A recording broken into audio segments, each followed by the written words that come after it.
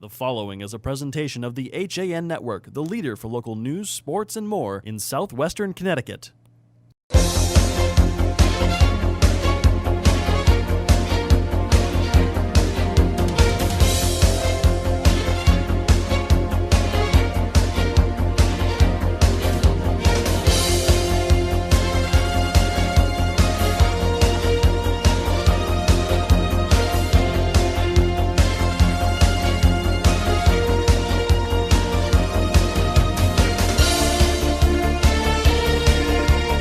The campus of Brian McMahon High School down on Jack Casa Grande Field. This is the HAN Network's coverage of the 2017 Boys Lacrosse Semifinals. We have got number 2 Greenwich hosting number 3 Ridgefield coming up. A game we saw earlier in the season, gentlemen, and if it was as exciting as it was then, we are in for quite a show. Good afternoon, ladies and gentlemen. Frank Renito standing alongside Kevin Coleman and John Kovach. Final 4 teams in Boys Lacrosse. And we're all in agreement, these are the 4 best teams we have seen this season. By far, Frank, and these 4 teams well deserving to be here. You talk about these 2 teams as well. The Ridgefield Tigers, a hard-fought win against Staples. Greenwich, on the other hand, took care of Trumbull. 2 really impressive wins in the quarterfinals for these 2 teams.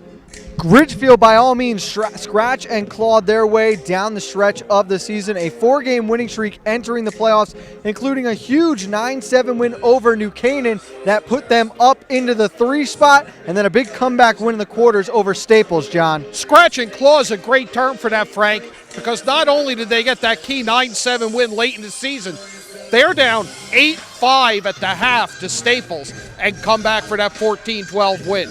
They were trailing 3-0 in that game as well. On the other side for the number 2 seed, it was smooth sailing in the quarterfinals, a 17-5 win over Trumbull, and it was behind the offensive power of Jack Fida. 6 goals in that quarterfinal game. He had 4 in the regular season finale, making 10 goals in 2 games against Trumbull.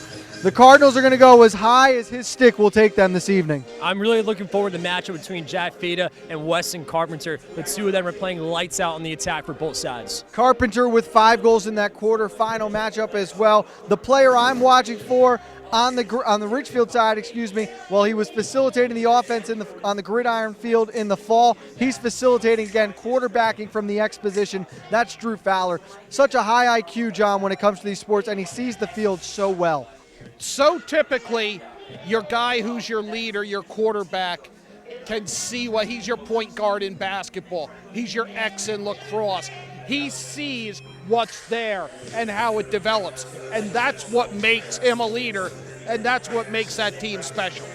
One X factor for Greenwich, though, Kevin, might be Bailey Savio. He has been one of the top face-off men in the conference all year long.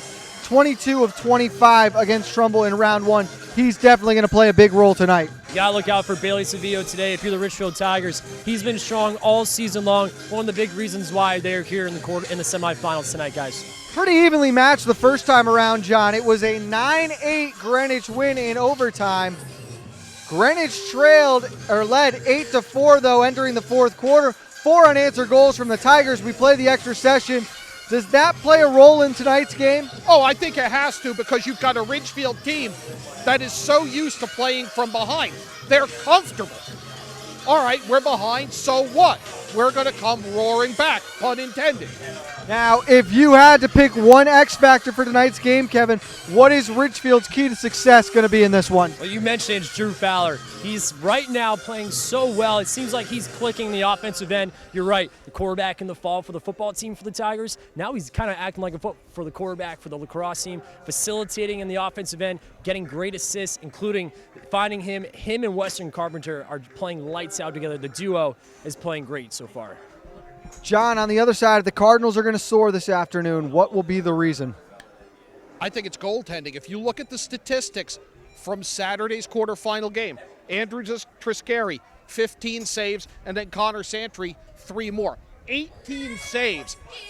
That's a lot of shots stopped. That's a lot of open shots stopped. That's going to win you a lot of games. And you remember, Kevin, in that first meeting between these 2 teams, Triscari pulled at the half. It was when Coach Lutz was rotating quarterbacks. Santry not the best second half in that one. This is Triscari's game to win should he play well through the start we expect. Listen, if they want to get to the finals, it starts with Triscari. If he can have a lights-out game today, you can bet your bottom dollar that they're going to punch a ticket to the finals. It'll be number 2 and number 3 coming up first. Number 1, Darien, and number 5, Wilton are on deck. But let's get semifinal number way after this on the HAN Network.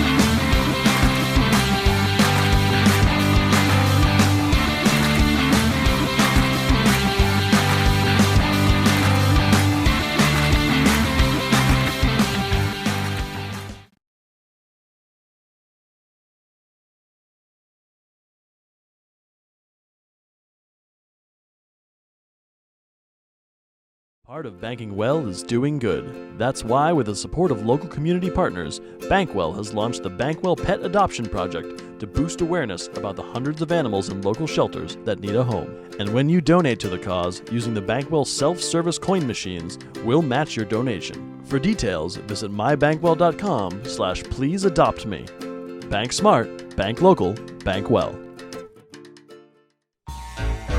On time, done right, safe and reliable.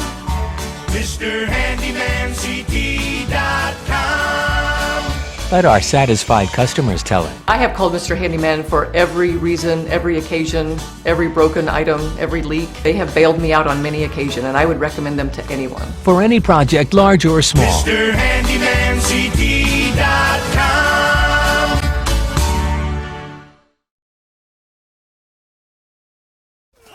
Have a sports injury or a slip and fall that needs immediate care? Coastal Ortho Express Urgent Care gives you direct access to an orthopedic specialist fast, without an appointment. Biking, golf, tennis, soccer, whatever the sports injury is, sprain or fracture, Coastal Ortho Express can help. Coastal Ortho Express Urgent Care open Monday through Saturday, now at 3 locations: 131 Kings Highway North in Westport, the iPark building at 761 Main Avenue, Norwalk, and 36 Old Kings Highway South in Darien. Or go to coastalorthoexpress.com, like them on Facebook.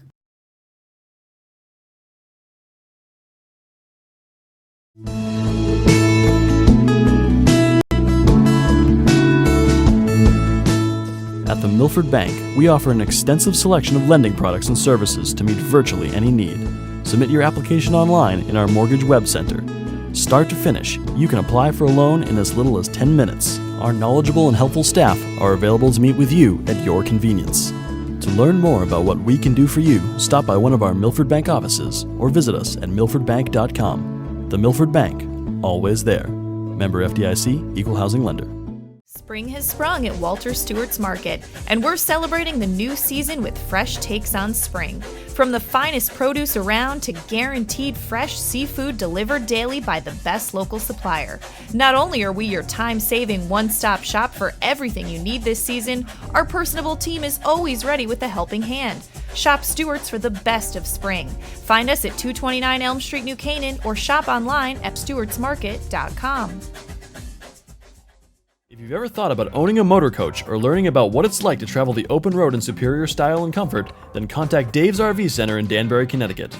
Offering the best quality Class A motorhomes from Newmar, travel trailers and fifth wheel lines from Surveyor, and a toy hauler line from Work and Play.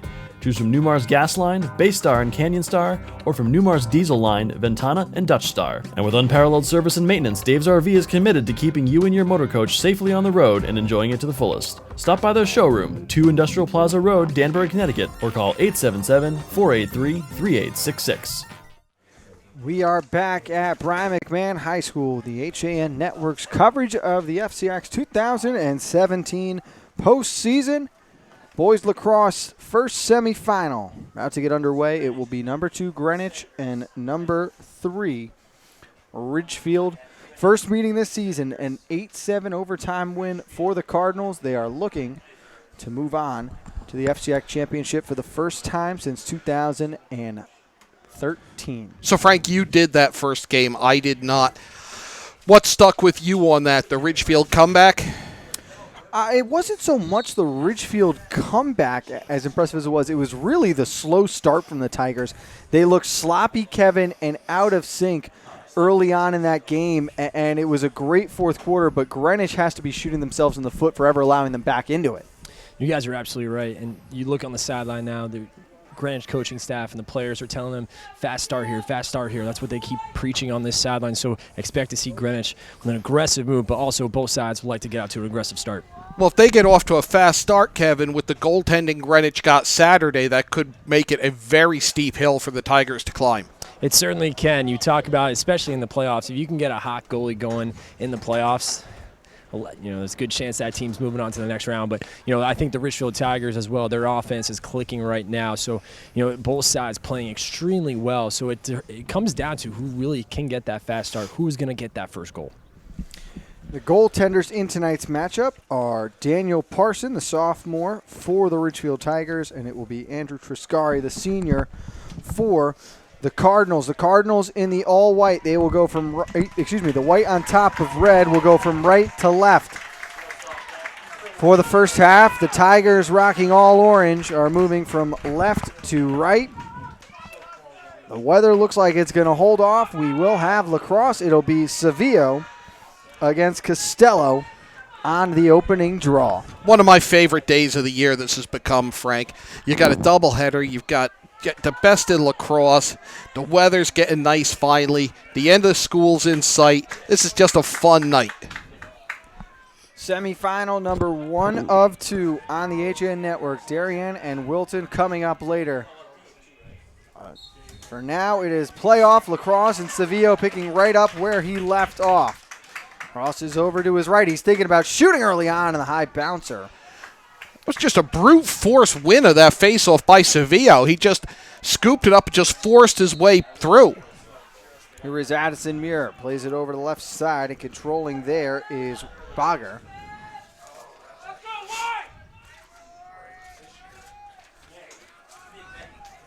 It's slowed down up top and controlled by Jackson Peters. You can see down at the bottom of your screen here, John, that's Jack O'Connor for Greenwich, who is being face guarded very closely by Luke McGarity. He knows what kind of gum he's chewing.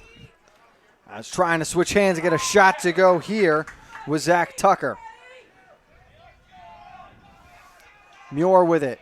Fida's been the hot hand of late, but there are plenty of options on this Cardinals attack. I found it interesting that they had 2 attacks stationed behind the net. Got to think they're going to be firing off shots then, and they're trying to get possession back.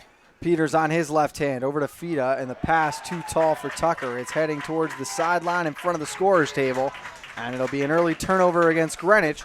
That leads to Ridgefield's first possession. Minute and 10 seconds with the ball. Greenwich comes up with nothing. Not a difficult pass either, just sailed on Fida, really. It was a long pass. It was one of the longer passes that we'd seen in that possession. Trying to go across the box there, as now it is the Tigers who get to attack, and here is Drew Fowler behind the cage.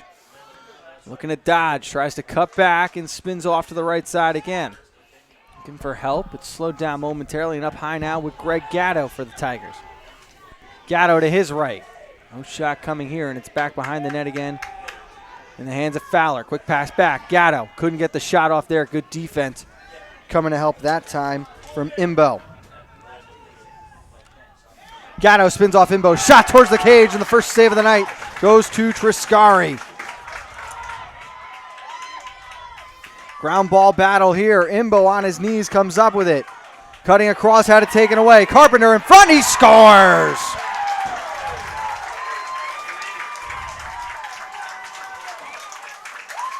Greenwich just never got possession, never got it settled down, and never got it out. Probably a play Imbo would have liked to have gone to Triscari on, allow the goalie that extra 4 seconds in the crease to reset. Instead has his pocket picked. Carpenter the right place at the right time. It is 1-0 Tigers. And not the start Greenwich wanted. At the 2:08 mark. Ridgefield, the first lead of the afternoon.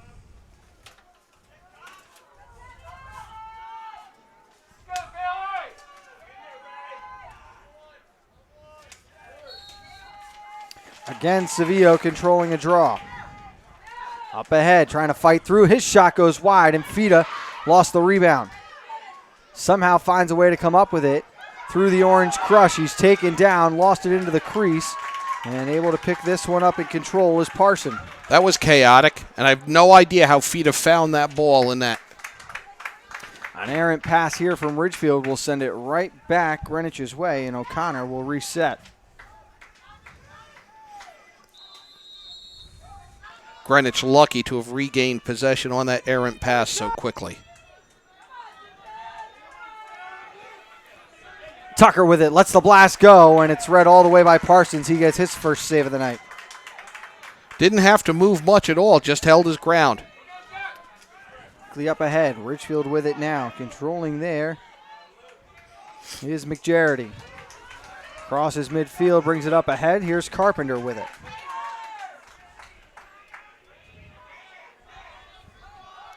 Dawson Muller now. Tigers complete the line change. Fowler's got a step on his defender, but they can't get it to him. As Muller's walled off to the outside, and now Fowler can pick it up, slow it down, and reset. Carpenter, the game's first goal. It is a 1-0 Tigers lead. You're watching the FCIAC postseason on the HAN network. Fowler escapes away from trouble. Pass back towards Carpenter was deflected. Another ground ball scrum here. Coming away with it is Imbo. Quickly up ahead and controlling there is John Lawrence. Yeah, it was Alexander Bologna got a stick on that pass and it diverted it. Addison Muir with it now. Left side and slowing it down is Zach Tucker. Back up for Muir, over to O'Connor. Sprinting off the bench, wanting a pass that time was Lance Large.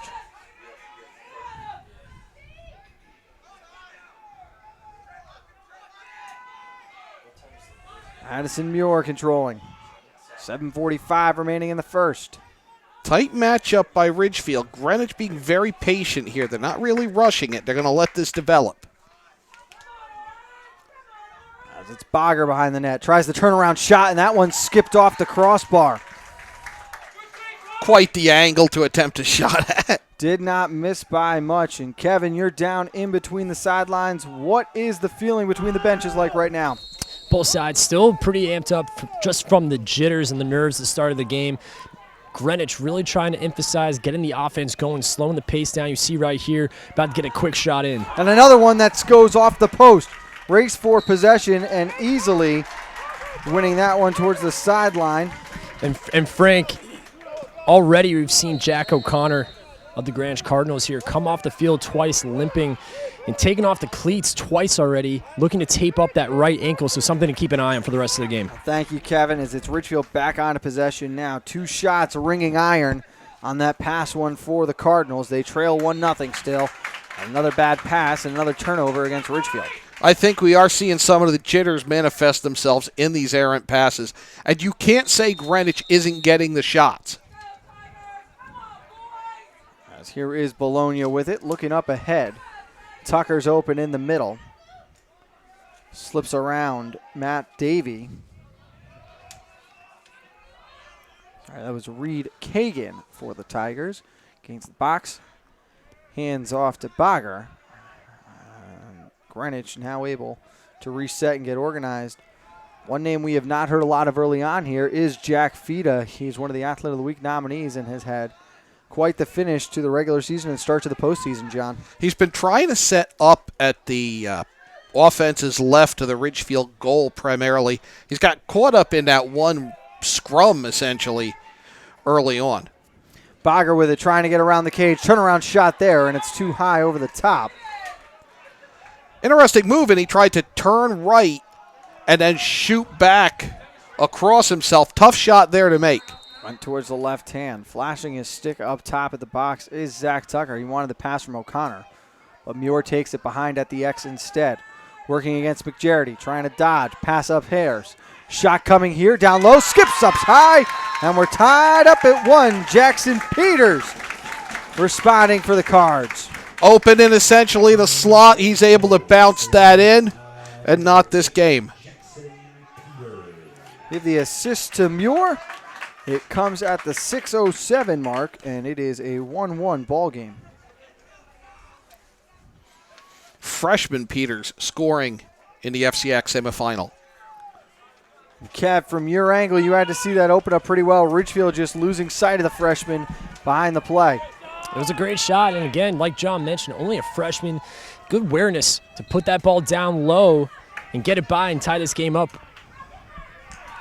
As able to control possession off the draw is Dearth. Good job by Costello, as he had an idea of what Sevilla wanted to do and just boxed him out essentially from getting to the finish line. There's no secret. He's going to come up, drive his shoulder into your midsection, and try to muscle you off the ball. It worked for him the first couple of times. It didn't there. 1-1 game here. 5:20 remaining in the first quarter. Ridgefield and Greenwich, the 2 and 3 seed in the FCIAC semifinals. As Gatto controlling here, being guarded tightly by JT Lawrence. Fowler on the left wing, behind the cage. It's controlled and slowed down there, at least momentarily, by Muller. Bologna shut that down. Sorry. Oh, it's a nice move there, though, by Muller to spin off. Up top, Gatto hesitates, trying to get free for a shot. Goes with the left hand, and he beats Triscari in the 5-hole. Lawrence all over him, and he still gets the shot off. Exactly 1 minute that tie lasted. The play all started on the opposite side. Muller, the impressive spin move, creates some time and space, comes across the box to Gatto, just too strong on the defender, and the shot beats Triscari down low.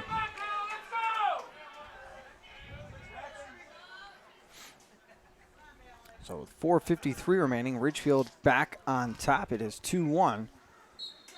That'll be Costello and Sevilla to go again. Sevilla coming away with another draw. Now he tends to work straight up the middle. There he worked to his right, and now they're working it back across. Fake there. Quick shot up high, and that one might have skipped off the crossbar after Parson got a piece of it. Great look from Muir, though.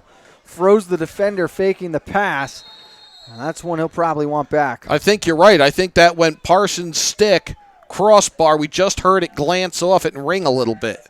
Third bar that the Greenwich Cardinals have hit so far.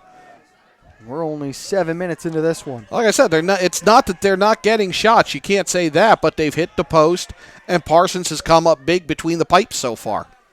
Pass behind the cage. Muir was handcuffed momentarily. Good job to recover, and he can slow it down. Hodging to his left, resets, and it comes to Bogger on the wing. Up top, and it's controlled there by Peters. Peters opens himself up for a left-handed shot, and eating that one with the shoulder was Parson. That might leave a bruise. I don't think he cares. As up ahead comes Ridgefield again. They're into the box, and now behind the net is Muller. Resets, comes back the opposite direction. Kagan on it there. Fowler. And now Gatto. Working off of Lawrence. Trying to free himself up for that big right-handed shot. An opportunity here lost as another pass sails out of play.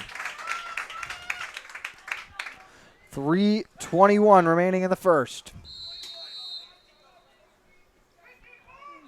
As it's back to Triscari all the way across.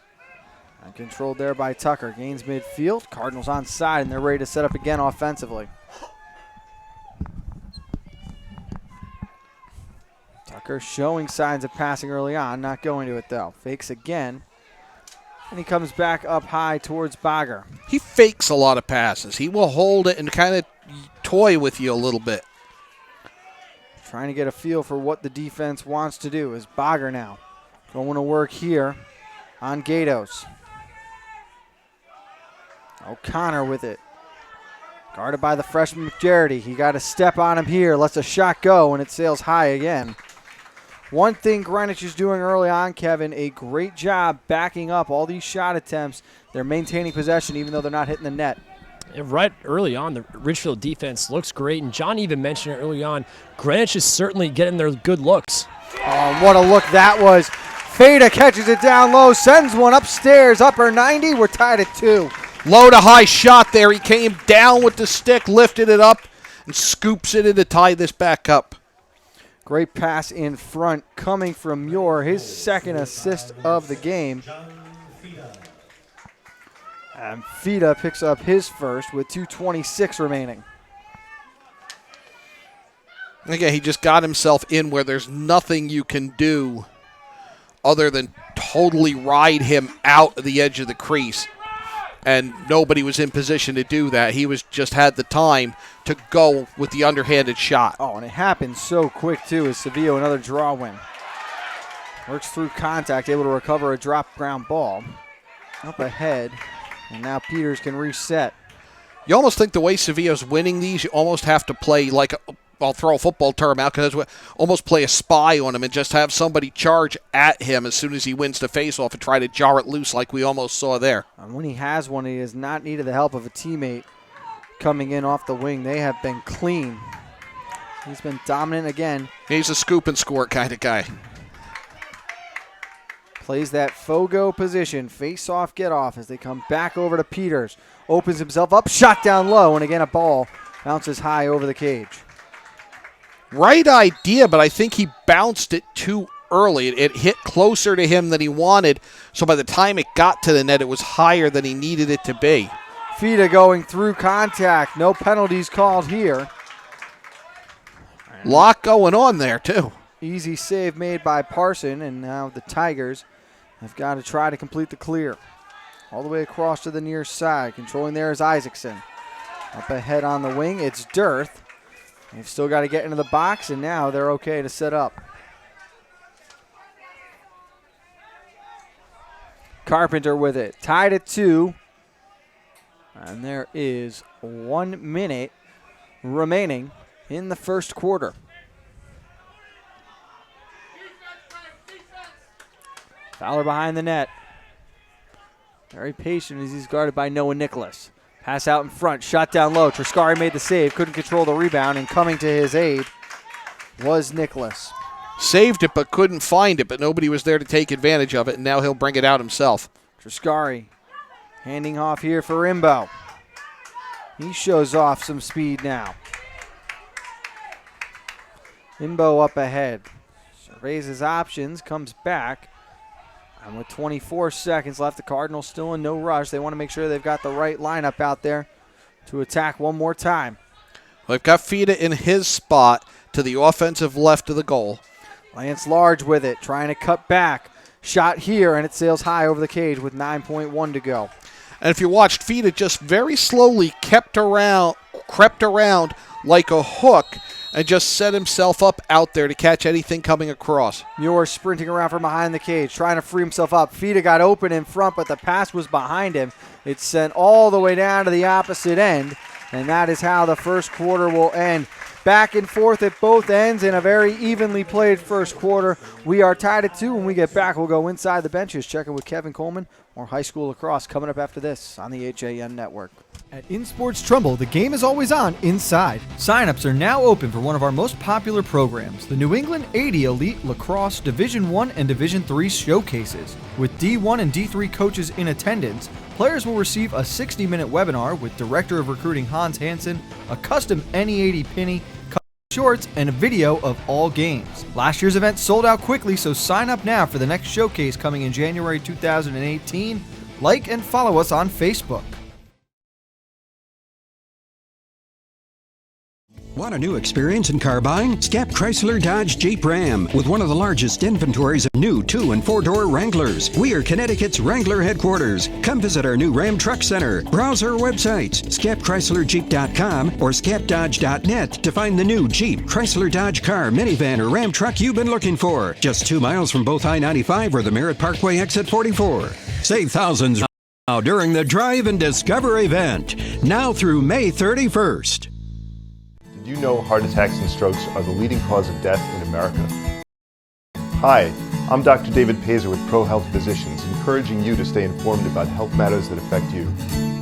ProHealth Physicians is on the pulse of social media to share information about health and nutrition with the community. Get up-to-the-minute alerts, including ProHealth Physicians, news, and upcoming events. Connecticut's leading group of primary care doctors is just a click away. Back on the HAN Network, second quarter of action coming up in the boys lacrosse semifinals. Let's go down in between the benches now with our very own Kevin Coleman. Frank and John, both sides pretty motivated during. Got to win more faceoffs, guys. Kevin, I don't know that Greenwich can be any more aggressive in the offensive zone. They can be more accurate. Certainly more accurate. It's true, and the coaching staff was emphasizing to keep their shots low. Some of them went a little too high above the net, so a big thing that they were emphasizing was keep their shots low. O'Connor on it here, draws the switch, and then works off another pick. Near side, and it's Bogger with it.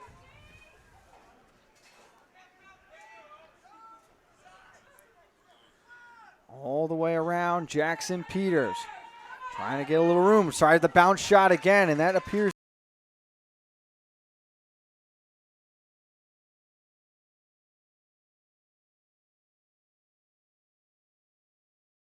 to be the MO right now from the Cardinals, is the bouncer and trying to put it upstairs over Parson. And Parson directing the defense. There was something he didn't like to his right, and he was directing his defense on what to do. They've gone to that bounce shot, but they just have not found the range.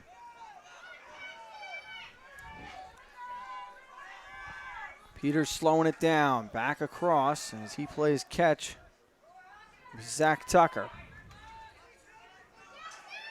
Now the Cardinals in position offensively. Offside, and they're ridden off. Pass just to empty space, and quickly hustling over is Matty Bogger. And earns himself a round of applause from the fans for the effort. Saves Greenwich another costly turnover. 2 minutes gone by in the second quarter. We are tied at 2 between number 2 and number 3. As Muir stops on a dime, reverses his way. Stumbled momentarily, got the pass off, and the Cardinals very content right now playing for it. Ridgefield is not coming off. They're almost handcuffed to the player they're defending, and they're not giving Greenwich that room to complete those passes and finish any of those sets. Kagan working behind the cage, guarded there by Ayub. He gets to the front, pass to the near side. Carpenter scores. Carpenter scores, but Kagan deserves all the credit on that because it was Kagan's setup. He takes it deep, cuts back in front, draws defense, and going down at the last second, gets it off. Second of the game for Carpenter. Third time the Tigers have had the lead. There's 9:24 remaining in the second. And how about the vision that time, Kevin? Coming from Kagan. Kagan, again, has had a great year for the Ridgefield Tigers, the junior. Gets a great look, and again, there's Weston Carpenter proving himself why he's probably one of the top scorers, not only in the roster, but in the FCIAC this year, boys lacrosse. 5 goals in the quarter, final win over Staples.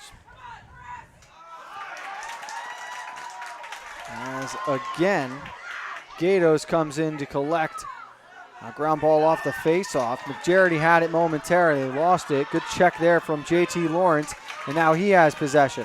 All right, now that we're done playing field hockey. Looking for help, and Coach Lutz. Oh! Little two-handed shove there by JT Lawrence. Walk away, no flags there. The refs letting them play. They understand that was a little bit of a frantic pace there. Coach Colsey upset, no call. Coach Lutz called a timeout to save the junior who was in trouble. 3-2 Tigers. You're watching the FCIAC playoffs on the HAN Network. You don't have to go far for authentic Neapolitan cuisine and renowned wood-fire pizza. Pizzeria Loretano of Bethel is a contemporary Italian bistro specializing in authentic wood-fired brick oven pizza Napolitana. Pizzeria Loretano was named in 2008 by Zagat and recommended by Jane and Michael Stern on National Public Radio's Splendid Table. Located close to the Bethel Cinema, we focus on quality and our food is always made to order. Join us for live jazz Sundays from 6 to 8. Find our schedule, menu, and more at pizzerialoretano.com and like us on Facebook. At Worcester School, we believe summer is a time for kids to be kids. We provide the safe and nurturing environment for them to find activities that match their interests and allow them to create lasting friendships.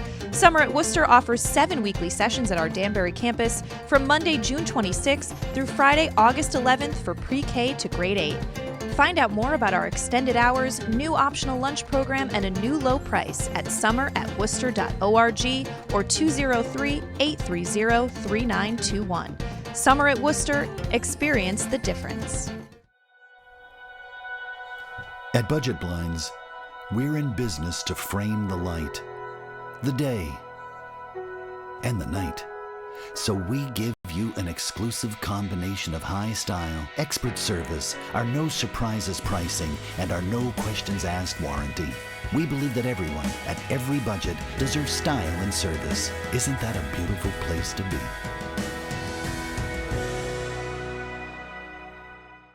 Tensions running high before the break. Let's go down in between the benches and see what they were like during that timeout. Kevin, how was it down there heading into that timeout? Frank and John, it was heated.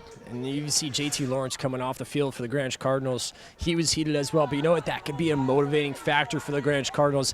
A little shove like that can get a run started. But for both coaches, they were both getting talked to by the referees, letting them know that they won't tolerate anything like that the rest of the way, guys. Thank you, Kevin. I was glad they didn't call anything. Let them play a little bit. As the big shot here from Fida, beating Parson down low, and again we are tied up. It's 3-3. That was a shot. That was a splitting wood kind of motion there with the stick, and that, no doubt that was just all power. And as you mentioned, a little more accurate than we had seen from the Cardinals to that point. But that's the first they've tried one of those shots. Everything else has been either a bounce or they've been real high. We finally saw a down and a line drive type shot, and it finds the net past Parsons. Tied at 3, 8:52 to go, and going back one more time to that little incident before the break, you're right. It's early enough in the game that issue both sides a warning. Right. No, we're not doing that anymore. Right. But that's all you get. I mean, could you have? Sure, but then you've got to call it back the other way, and then we're here all night amidst a blizzard of flags. It's Addison Muir. Guarded tightly by John Bull. Brings it way back. Comes across. Lance Large blew a tire there, lost possession. But he's able to come back right on top of it. Now the Cardinals can reset.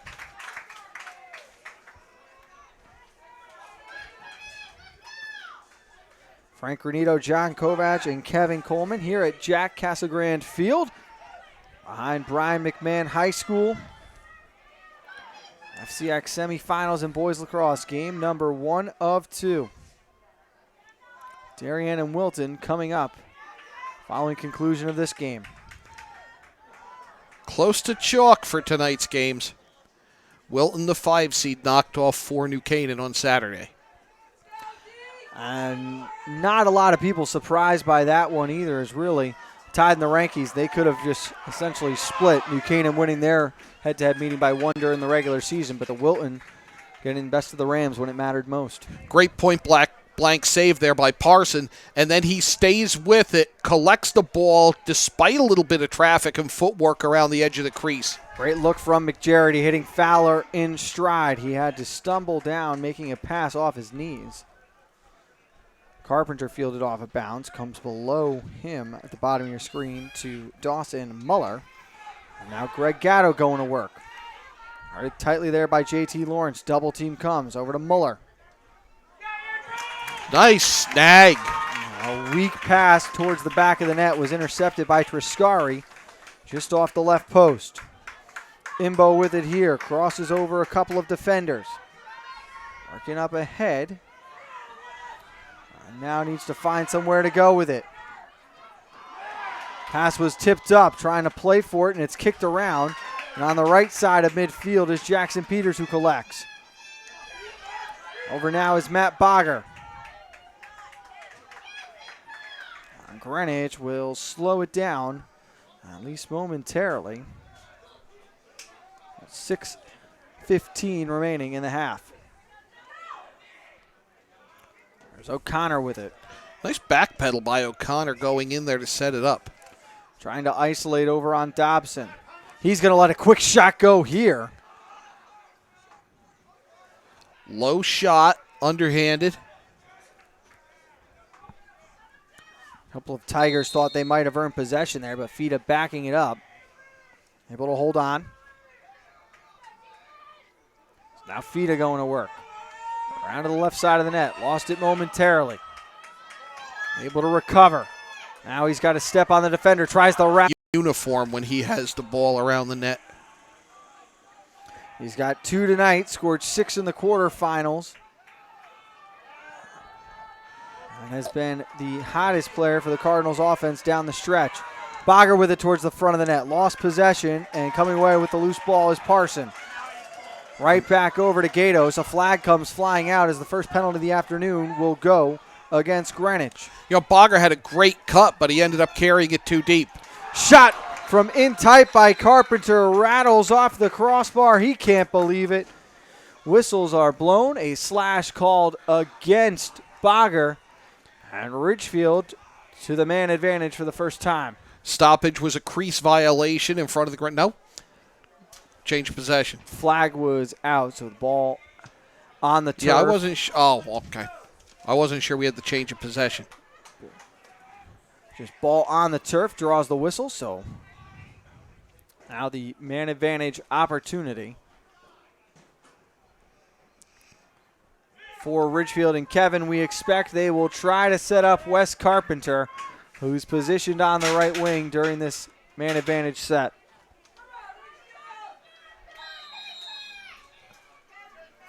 As the play on awarded, Gatto over to Fowler, who moves back up from behind the X. He'll go to the top of the box. Now he retreats behind the cage. They work it all the way around. Fowler with it. Behind for Muller. Quick movement by Ridgefield. Comes up high, and it's over to Kagan. Muller with it. Back to Fowler. Gatto. Fowler from around the cage. Again, Muller. Great ball movement here. Pass inside. Carpenter couldn't maintain it. Retreating back to safety and dropping one in. I think it was Lawrence on the stick check who jarred it loose. And all that work for nothing.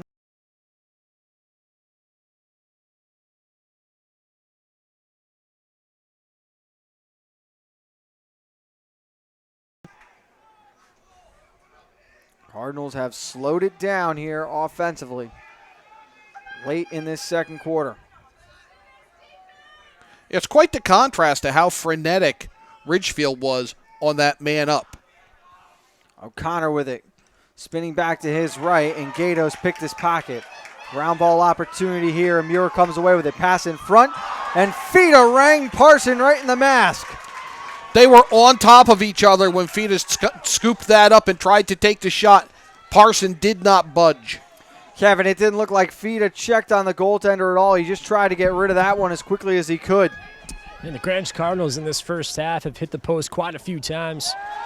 And the coaching staff, again, even after that shot, has been yelling out, keep it low, keep it low. Again, another thing that they talked about coming out of that timeout that they called early on. We'll see if the Greenwich Cardinals can aim their shots a little lower, Frank. There's an unforced error here. Results in a turnover back to the Cardinals.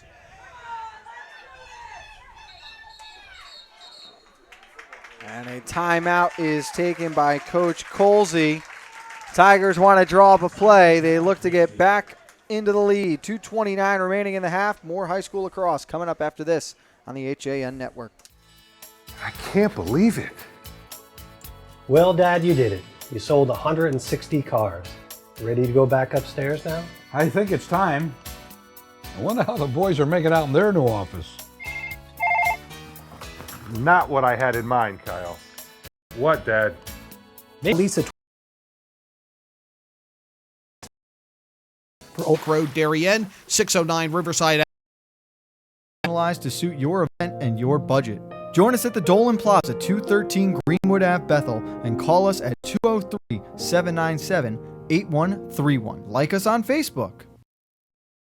We are back on the HAN Network. We go across the way in between the Greenwich and Ridgefield bench. HAN Network's Kevin Coleman standing field side tonight. Kevin. Frank and John, one of the big things that Greenwich talked about in this huddle was defense. And that was a big thing that they were talking about for the Ridgefield Tigers. You see here with 2:29 left to go, they'd love to get another goal here to take a lead, get the lead back for them. But both sides, again, you talk about chances that they're just missing the offensive end. That's something I'm curious to know what the coaching staffs are going to talk about to their players. But right now, Ridgefield has a great opportunity to take the lead, guys. And Kevin, compared to what we saw back in week number 2 between these two teams, it's a much more deliberate pace on offense where early in the year it felt free-flowing and they were allowing the players the ability to isolate and try to score from distance as a shot gets deflected here. Well, not only free-flowing, but how about Greenwich? They got to that great start, had a nice lead, and then Ridgefield made that great comeback. Unfortunately, coming on the losing side, and Greenwich was able to hold off the Tigers, but it was Greenwich who I thought looked really strong in that first half back when they first met in the regular season. So both sides playing pretty equal here in the semifinals. As Fowler coming from behind the net and a big save by Triscari as he shrugs that one off. Pass comes back to the senior. He ducks around Fowler, and it's quickly up ahead. Out in transition now and up the opposite way. Holden Teedy with it. Slows it down, circles back, and it comes to Addison Muir. And while they've not had the same success offensively as they did in that first game, John, it's not for a lack of chances. No, absolutely not for a lack of chances. Great headman pass there to set this up, by the way. A minute and 20 remaining in the first half. We'll see how aggressive the Cardinals want to get as Coach Lutz directs traffic here with Tucker setting up on the left wing just below the Cardinals bench.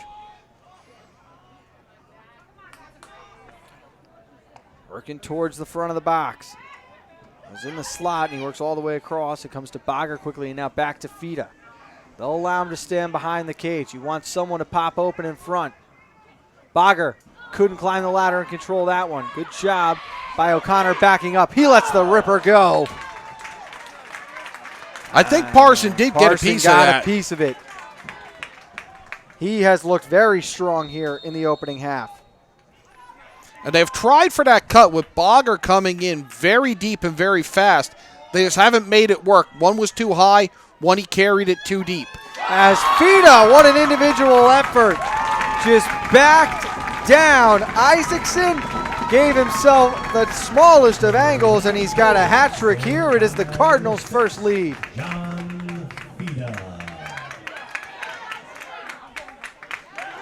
He just worked his way in there, really wormed his way in there, and just worked the ball past Parson. And that one has got to sting a little bit, Kevin, as Ridgefield had led for the majority of the first half. Now with 35 seconds remaining, the Cardinals on top for the first time and potentially staring down a halftime lead. And how about that goal by Fida? What a half he's having, a hat trick already. We're not even at halftime yet, but you're right. I think Parsons has been playing well for the Ridgefield Tigers, making some great stops and a tough angle to to create a goal like that. So a big goal for the Greenwich Cardinals. The Ridgefield Tigers, you're going to see them call a timeout here. Lawrence comes away with the ground ball, 26 seconds left, and Coach Lutz will call a timeout, and they'll set up one more play before the half. We'll have it for you right here on the home of FCIAC Sports, the HAN Network. UK Gourmet is the largest specialty grocer in the area, featuring food from England, Ireland, Scotland, and Wales. Over 80 teas to choose from and a brilliant assortment of biscuits to go with them.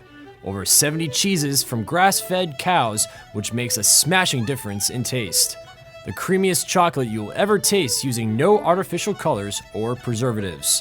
So say hooray for UK Gourmet, 78 Stony Hill Road in Bethel, or visit ukgourmet.us. When it comes to considering the outside of your home, just imagine the possibilities. Whether your dream is a stunning free-form pool or a tranquil, secluded garden, the team of professionals at Stonebridge Associates will make it a reality. We offer unparalleled landscape design and construction, masonry development, pools, spas, and water features, as well as landscape and garden maintenance. No other firm can offer the same level of creativity, quality, and personal attention. Discover the possibilities at stonebridgeassociates.net or call 203-544-8376 today.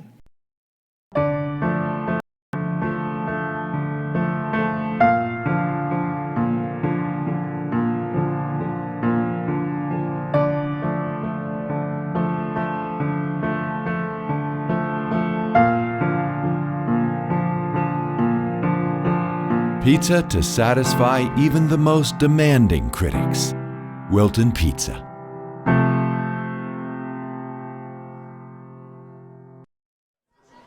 .26 seconds remaining in the half from Jack Casagrande Field on the HAN network.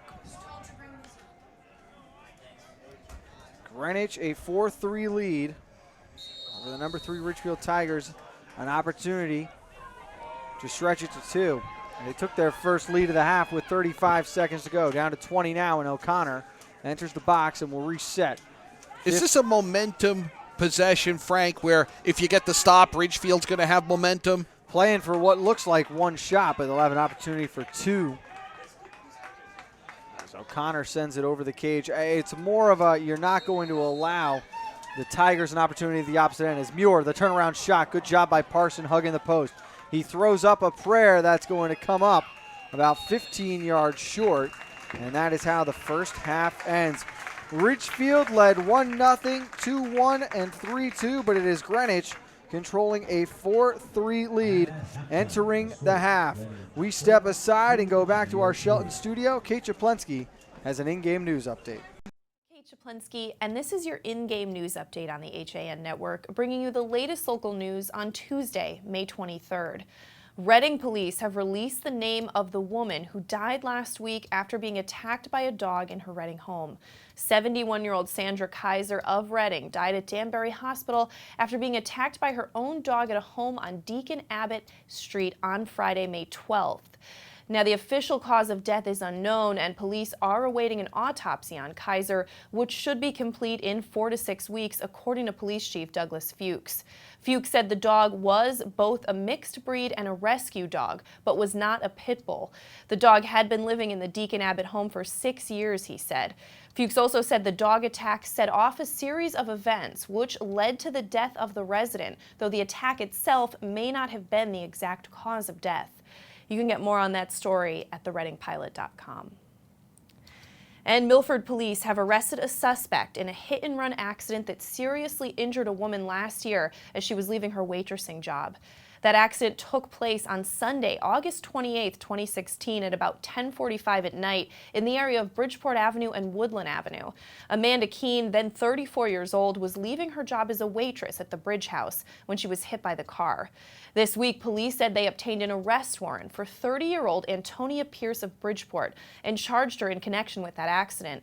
According to police, someone who knows Pierce contacted the Milford Police Department 3 months after the accident. The person had seen video footage that police released of the car that had left the scene, and he noticed that Pierce's car had been damaged at about that same time. With that information, Milford police were able to seize the car and examine it forensically. Police officer Michael DeVito said the car had damage that matched the damage that police were looking for. Police also had a piece of the car that was involved in the accident. Police learned that Pierce had been living about 1.5 miles from where the accident occurred, but shortly after, she left in a hurry, according to DeVito, noting that she left some of her possessions behind. Pierce is charged with reckless driving, evading responsibility, and assault. She was released on a $10,000 bond to appear in court on June 13th. Police say that Amanda Keene still suffers from the injuries she received in that accident. The community rallied around her, helping to raise money for her medical costs after the hit and run. There's much more at milfordmirror.com. And in other news, Pennsylvania resident John Dela Cruz, 20 years old, and New York resident Fernando Jimenez, 27 years old, were arrested by New Canaan police for an iPhone scam after trying to pick up a package a little before noon on May 20th. New Canaan police were dispatched to Douglas Road on a report of 2 suspicious males, later identified as Dela Cruz and Jimenez. The 2 men had been seen approaching a home on Douglas Road 5 or 6 times in the span of about 20 minutes to pick up a package. The men claimed that the package was being shipped to the residence incorrectly, and they were simply trying to claim it. Inside the package was an iPhone, according to police, and when checking the 2 men's vehicle, police found 6 new iPhones, multiple wire transfer receipts, and numerous addresses for homes in New Canaan on the navigation app on Dela Cruz's phone. The police surmise dozens of Greenwich firefighters responded to an explosive garage fire on Perkley Lane Monday morning. No one was injured, according to the Greenwich Time. The fire started in the garage, and the homeowner called in the emergency shortly after 9 in the morning. She was told to leave immediately. The Greenwich Time reports preliminary accounts suggest the car was the source of the blaze, though there was no official determination. The garage was heavily damaged, and there was also some fire damage to the lower level of the adjoining residence. The house also suffered some heat and smoke damage.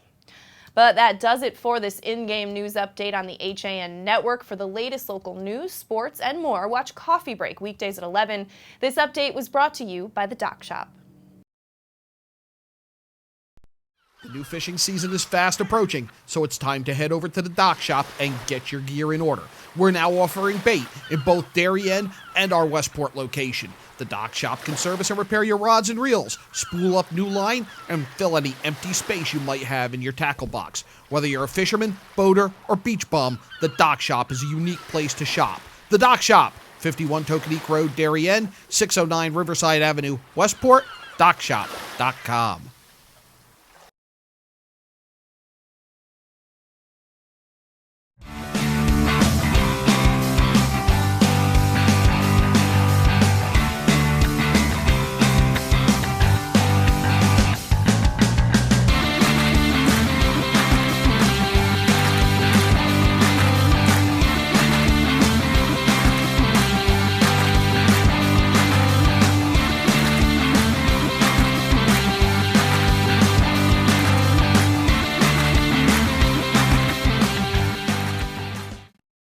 Art of banking well is doing good. That's why, with the support of local community partners, Bankwell has launched the Bankwell Pet Adoption Project to boost awareness about the hundreds of animals in local shelters that need a home. And when you donate to the cause using the Bankwell self-service coin machines, we'll match your donation. For details, visit mybankwell.com/pleaseadoptme. Bank smart, bank local, bank well.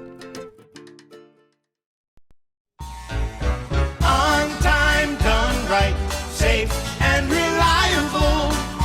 MrHandymanCT.com. Let our satisfied customers tell it. I have called Mr. Handyman for every reason, every occasion, every broken item, every leak. They have bailed me out on many occasions, and I would recommend them to anyone. For any project, large or small. MrHandymanCT.com.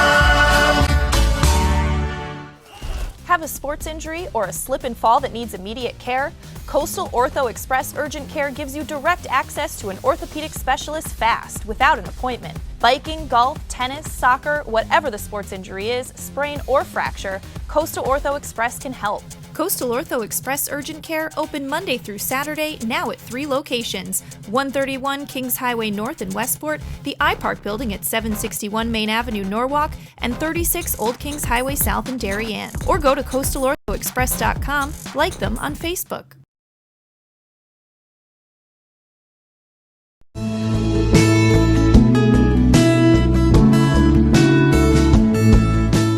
At the Milford Bank, we offer an extensive selection of lending products and services to meet virtually any need.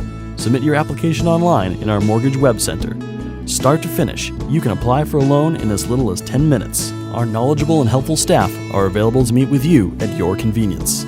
To learn more about what we can do for you, stop by one of our Milford Bank offices or visit us at milfordbank.com. The Milford Bank, always there. Member FDIC, Equal Housing Lender. Spring has sprung at Walter Stewart's Market, and we're celebrating the new season with fresh takes on spring. From the finest produce around to guaranteed fresh seafood delivered daily by the best local supplier. Not only are we your time-saving one-stop shop for everything you need this season, our personable team is always ready with a helping hand. Shop Stewart's for the best of spring. Find us at 229 Elm Street, New Canaan, or shop online at stewartsmarket.com. If you've ever thought about owning a motor coach or learning about what it's like to travel the open road in superior style and comfort, then contact Dave's RV Center in Danbury, Connecticut. Offering the best quality Class A motorhomes from Newmar, travel trailers and fifth wheel lines from Surveyor, and a toy hauler line from Work and Play. Choose from Newmar's Gas Line, Base Star and Canyon Star, or from Newmar's Diesel Line, Ventana and Dutch Star. And with unparalleled service and maintenance, Dave's RV is committed to keeping you and your motor coach safely on the road and enjoying it to the fullest. Stop by their showroom, 2 Industrial Plaza Road, Danbury, Connecticut, or call 877-483-3866. If you're watching this broadcast, you're not alone. The HAN network is available for 200,000 Connecticut cable customers on the Frontier network, and we've also reached more than 2 million viewers on our free live streaming sports, news, and entertainment broadcasts. To reach our rapidly growing audience, contact Advertising Director Jessica Murrin at 203-273-7312 or email jessica@han.network. Back at Jack Casa Grand Field on the HAN Network, Frank Renito, John Kovac, and Kevin Coleman.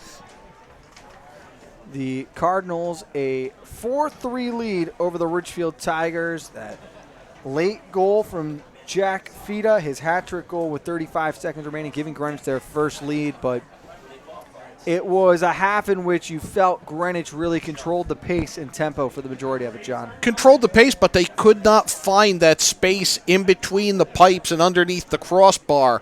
They were everywhere but there, and when they did get it there, it was Daniel Parson who got either his stick or his body on the ball and kept it out, other than the 4 goals that they've scored so far. Shots on goal heavily in favor of Greenwich, I would have to say right now.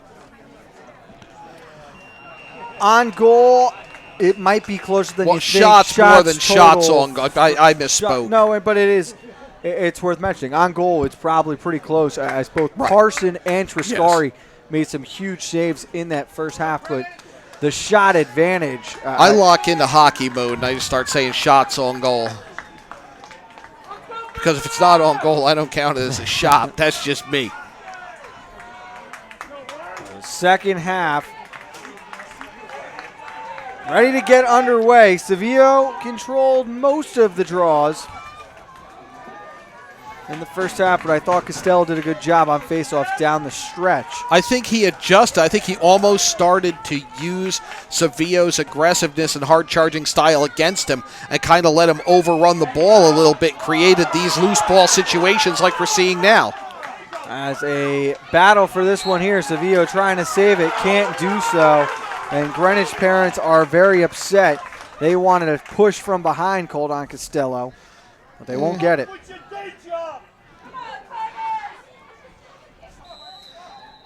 Again, they let him play in the.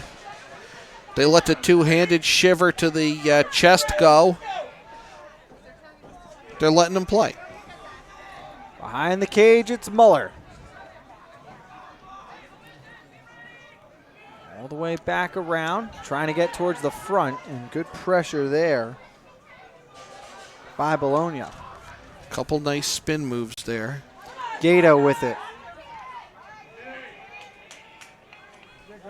Up top and taking that pass was Soli. Back to Gato. Trying to shake off JT Lawrence.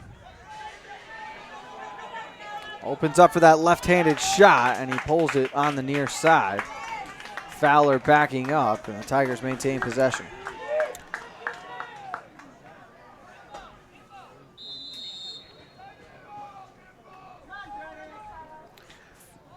I don't think Triscari knew there was a Ridgefield player behind him as he hightailed it out of the crease to try to get the turnover there after that errant shot.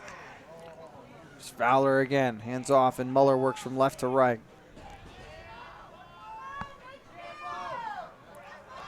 Trying to get around, pass out in front. All alone was Fowler, and what a stop by Triscari. Great save, and he plays it back to try to buy some space. Imbo to the far side. Collected there and quickly up ahead again. Off the bench, O'Connor. He's going to wind up, fakes the shot. Delicious fake there. A reset back on side, and now Addison Muir trying to get to the front of the cage.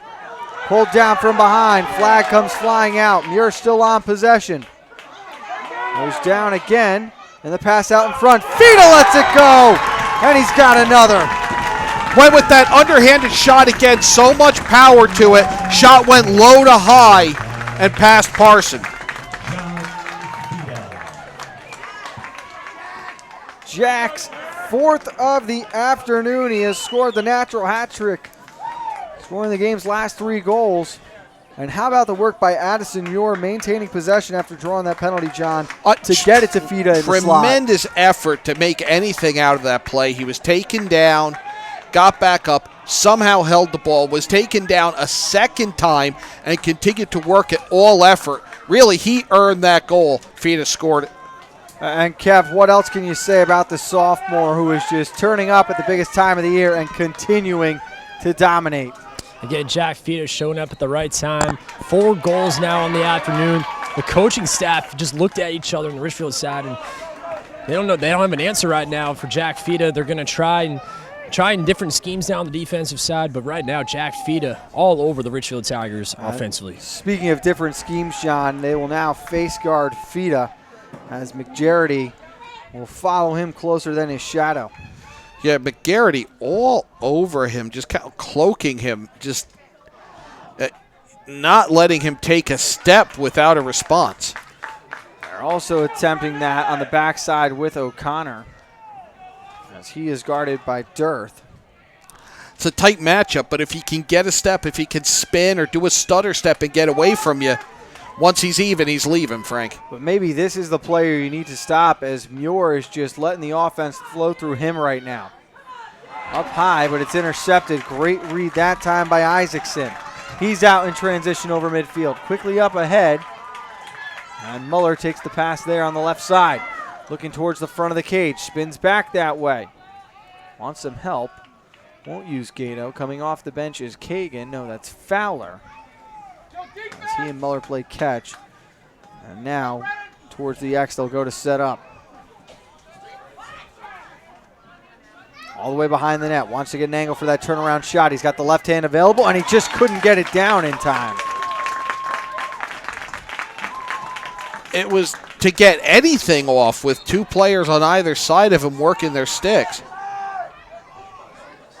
Good work by Muller, who is getting more aggressive here late in the second half. Works through the check. That time from Ayub. Kagan behind the net, reverses direction. Trying to find someone out in front, and it comes to Gato up high outside the 30. Working on Lawrence, opens up that left-handed shot, but couldn't get one off in time. Runs into a double team, pass over here, and a bomb to the top left corner from Thomas Soley. And what Greenwich did, they stayed packed in the box. They left those guys out on the top edge open. It gave Ridgefield enough room to move that they could find somebody open and get the long shot in before they could cover it. Ends the 3-goal run from the Cardinals. And Kevin, great vision by Gato that time. You can see the Cardinals focusing on him. He draws the double team, gets rid of it, and solely buries the open look. Frank, you just saw Gato come on the sideline here for the Ridgefield Tigers. Whole team pumped up when he came on the sideline because it was his play that created that goal for Soley. Draws in the defense, found a wide open teammate, he fires and scores. Big goal for the Ridgefield Tigers. Quickly back the other way, and Muir couldn't get it to go. Parson might have got a piece of it, or it hit the crossbar. I think he went for the bounce shot, and I think it stayed to the left or kicked to the left, Frank. And this is the first we've seen them go back to that bounce shot that they tried so much in the first half. Lance Large with it back to O'Connor as Sevilla off that draw went forward again, and Costello not expecting that move. Tucker down the right side. There's a little one-handed shove off to Muir. Yeah, it was an interesting pass, almost like he was losing it. Muir behind the cage, out towards the front, up high with O'Connor. Has not been shy about shooting this afternoon, but he comes to Lance Large. Bafita still being tightly guarded there. Muir made his man fall. Parson not fooled by the fake, waiting for that one, and now directing traffic as he needs to escape the crease. Short side Isaacson looking up ahead. Waiting down here on the near side and taking that long pass was Dobson.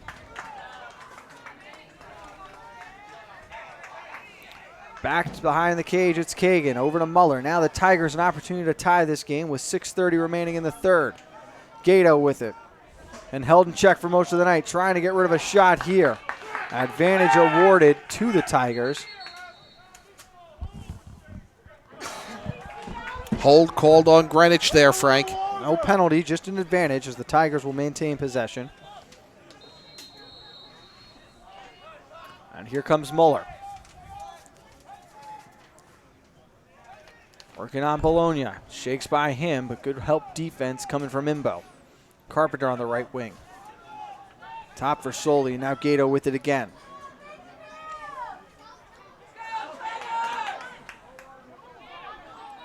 Pass to the front of that. Turnaround shot, Kagan, and we're tied at 5. Kagan, right place, right time, right there to the right of Triscari. And he's able to get it in. I believe that was just inside the far post. Again, Gato facilitating his second assist in a row, and we are back even as the Tigers respond early on here in the second half, Kevin. How about that feed from Gatto? Beautiful pass. Kagan with a nice finish on the short side. Just like that, we're tied up. This is a nice swing back and forth from both sides. The coaching staff thrilled here on the Ridgefield side. It's really been the game we hoped it was going to be, this nip and tuck game. As Peters couldn't run that one down in time. Had a stick on it, and it rolled off the blade into his right out of bounds. Momentum shifting towards the Tigers as Costello lays one down towards Carpenter. He scored the game's first goal, also added one at the start of the second quarter. He has 2. And then there is Fida with 4, Peters with 1. Big save there by Triscari on the cut and the shot by Gatto.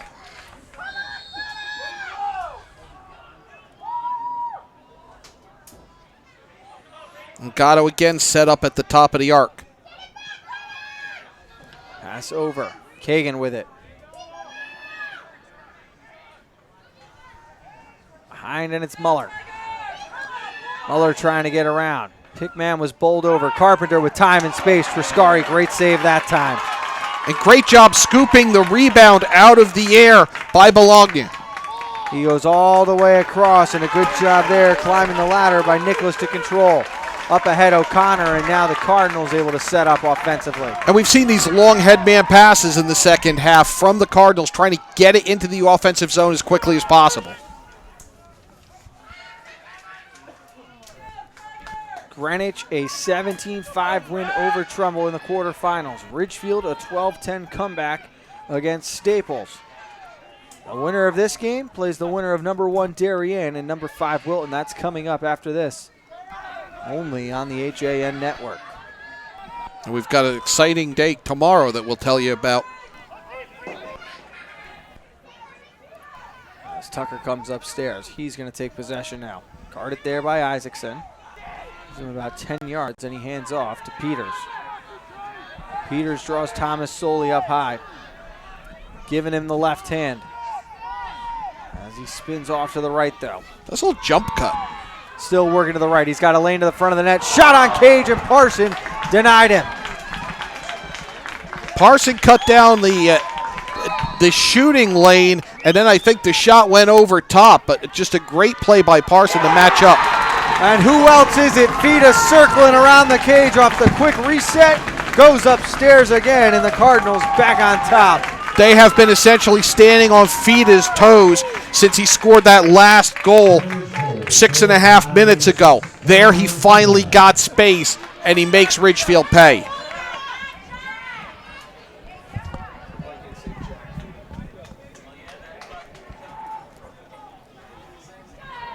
.345 remaining.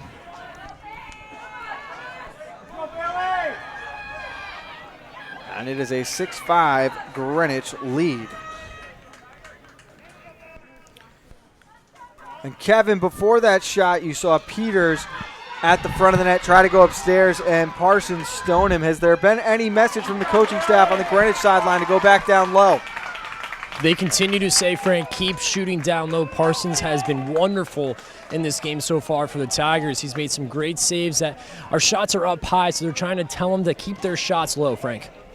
Thank you, Kevin. 3:20 remaining in the third. 6-5 Cardinal lead. Jack Fita, 5 goals himself for the Greenwich Cardinals. They're the last 5 for Big Red. And he's done a lot to get open. Muir has set up a lot. As Bogger from behind the cage tries the little wraparound shot, and a glove save made by Parson as he slid down to the ground. A rush pass that time, though, finds the waiting hand of Theodore Hood. And that's not good as Greenwich takes back over. And I think Ridgefield had more time than they thought on that clear. They could have backed that up, opened up space, and found somebody with their feet set. They rushed that pass with the long pole and end up giving it right back to Greenwich. Here is Muir at the X. 2:35 remaining in the third. Getting back towards the right. So O'Connor setting a pick, and Muir will reset again. Trying to shake loose of Dobson. Turning around to his right. Double team comes. He's in a lot of trouble now as a triple team comes. Ground ball race here. And coming away with this one was Gatos, but it's given right back. Crowding around it, just hats on the ball would be the football term. Fita behind the net again. Had this one taken away, and up ahead with it now is Boley. Crosses midfield. Here's Muller with it. He's been very active in this third quarter, trying to find his first point of the night. As Ridgefield's going to get their first line of attack in midi set up. Fowler controls just inside the 40, and Kevin, that is a name Ridgefield would like to see get going here over the final 13 and a half minutes. They would like to get Weston Carpenter going, Gatto going, and the names continue. Drew Fowler as well, facilitate the offense. He's been doing that so well, especially in that quarterfinal game against Staples. You know, Ridgefield right now, no need to hit the panic button. Only down 1 here. Work this ball around. There is Gato with it, trying to get loose for the shot, and a save made. Triscari eagerly waiting for the rebound. That time was JT Lawrence, and now he shows off the speed. Up ahead, crossing midfield. Shook loose of Soley. Ducks under 1 tackle. A lost possession. Now it's Greg Gato in transition. He got hooked up by Bogger, but the play on awarded. Near side Muller down to the net. Kagan the shot. Triscari got a piece, but it sneaks through. We're tied again. Off of Triscari's shoulder, it rolled up and then dropped down behind his back and just bounced over the goal line, Frank. Muller the assist at the 11-10 mark, and we are tied at 6. And Kevin, that looked a lot like the transition of the Lady Blue Wave last night. Oh, that was pretty by the Ridgefield Tigers there. Nice moving transition, beautiful finish by Kagan. And guys, coming off the sideline, Thomas Soley was holding his side almost near his ribs. So it's something to keep an eye on. Looks like he may have just gotten the wind knocked out of him. You have to remember he got collided down there before on that last play.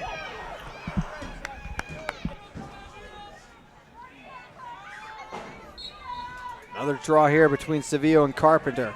Sevilla overran it momentarily, as did JT Lawrence, and now Bailey Sevilla back on it. Trying to sneak through a double team. Good work there defensively by Ridgefield. And again, they're just getting 2 to converge on Sevilla after he wins the faceoff. And then an incredible outlet pass there from Parson up ahead to Boley. Fowler into the box, under 20 seconds remaining in the third. Plenty of time and patience being showed here now by Ridgefield. Gato working, pass to the near side. Kagan lets it go, and it's head butted out of play over the back line. How about that save, Kevin?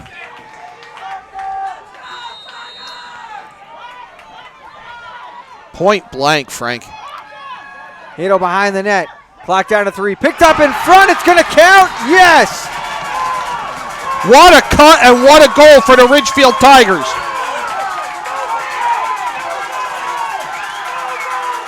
Now hold on. There's a discussion that's coming out here. Let's see what the call is. You've got cowbells to our left. In front of us, you've got the Greenwich fans saying no goal.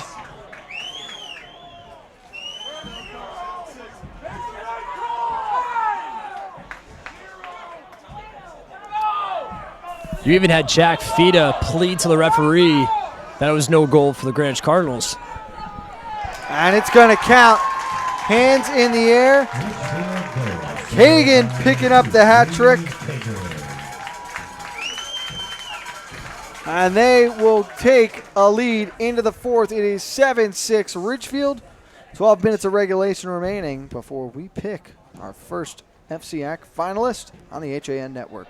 At InSports Trumbull, the game is always on inside. Sign-ups are now open for one of our most popular programs, the New England 80 Elite Lacrosse Division I and Division III showcases. With D1 and D3 coaches in attendance, players will receive a 60-minute webinar with Director of Recruiting Hans Hansen, a custom NE80 penny, custom shorts, and a video of all games. Last year's event sold out quickly, so sign up now for the next showcase coming in January 2018.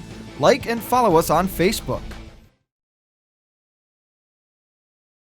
Want a new experience in car buying? Scap Chrysler Dodge Jeep Ram with one of the largest inventories of new 2- and 4-door Wranglers. We are Connecticut's Wrangler headquarters. Come visit our new Ram Truck Center. Browse our websites, scapchryslerjeep.com or scapdodge.net to find the new Jeep, Chrysler Dodge car, minivan, or Ram truck you've been looking for. Just 2 miles from both I-95 or the Merritt Parkway exit 44. Save thousands right now during the Drive and Discover event. Now through May 31st.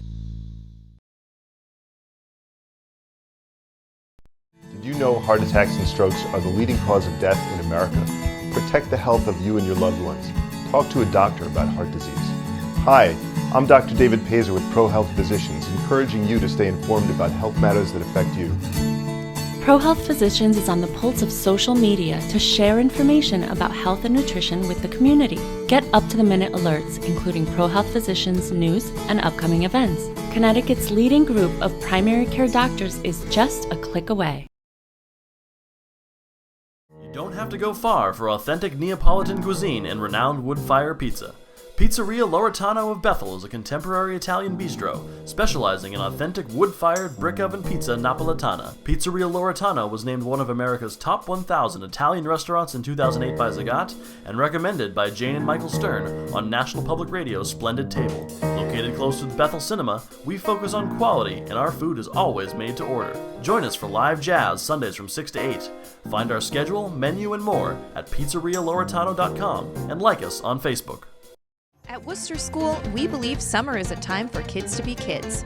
We provide the safe and nurturing environment for them to find activities that match their interests and allow them to create lasting friendships. Summer at Worcester offers 7 weekly sessions at our Danbury campus from Monday, June 26th through Friday, August 11th for pre-K to grade 8. Find out more about our extended hours, new optional lunch program, and a new low price at summer@worcester.org or 203-830-3921.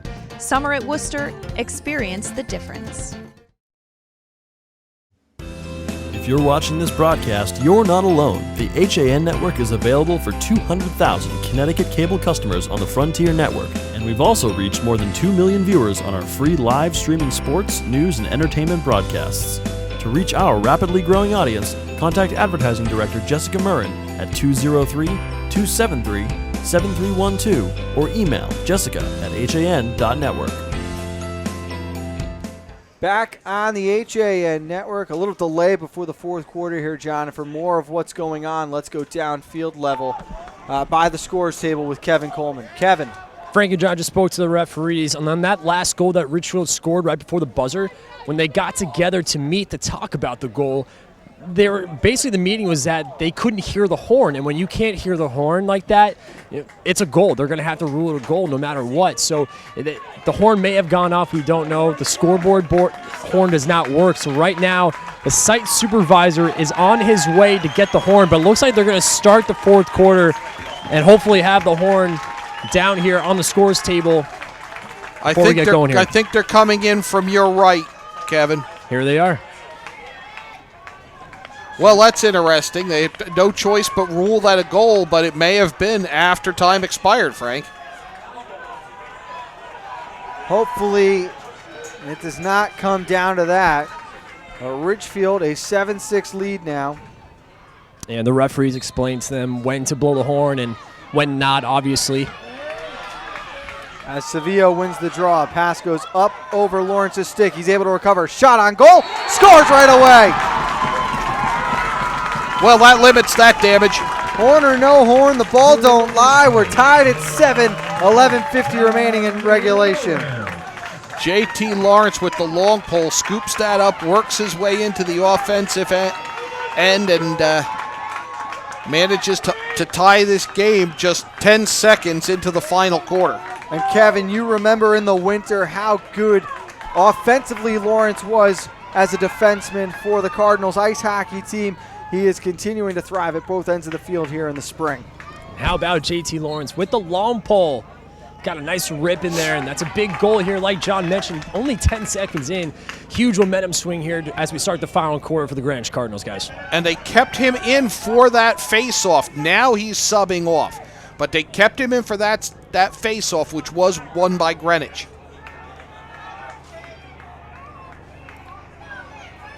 Up outside the left hash marks, it's Tucker. Off to O'Connor, working just inside the 40, now crossing the 30. Over the 20. Spinning back towards the cage, crossing the 10, and he goes behind the net now.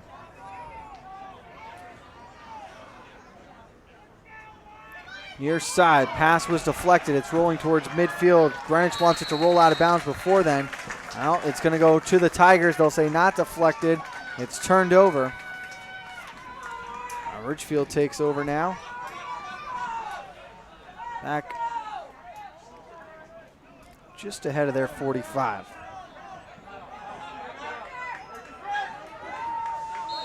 Across the way behind Kevin Coleman, John, we can see the Wilton bus pulling up as the Warriors arrive to get set for semifinal number 2. The top seeded Darien Blue Wave, riding a 48-game win streak, has been here for probably 30 or minutes so now. Yeah, they've been watching this game from behind a Greenwich bench for, well, they've seen almost half of the game here. Behind the cage, Triscari, a big save as Muller tried the turnaround. Hopped up, was able to knock that out of bounds. And a big roar here from the Greenwich faithful as they earn possession. Vocal crowd here for this early game. As Peters working the left sideline.